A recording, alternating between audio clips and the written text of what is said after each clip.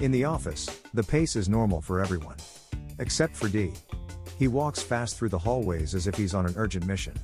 He doesn't waste time with small talk, he just nods quickly while staying focused on his goal for the day, asking for a raise.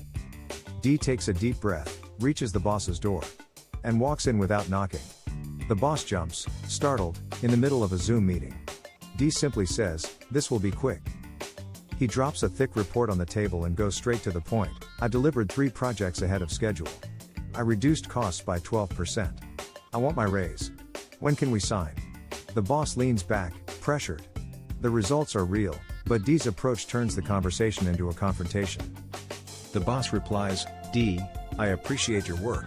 But asking like this, it feels like you're giving me an order." D looks confused. In his mind, he was just being efficient. Later, in the break room, D tries to understand what went wrong. S walks in holding a mug and asks, "Did you walk into the boss's office like that? Again?" D responds, "I was being direct." S smiles and says, "Or intimidating." S explains that it's not about changing who D is, but about using his strength with strategy, combining timing, preparation, and influence. Back at his desk, D decides to refine his approach. He organizes his results, structures a clearer conversation, and thinks about how to present impact, not just demands. He stays fast, but now with direction. The next day, D knocks on the boss's door before entering. With a firm but more balanced tone, he says, "Can I take 10 minutes so we can talk about my progress over the last few months?" The boss, surprised by the change, agrees immediately.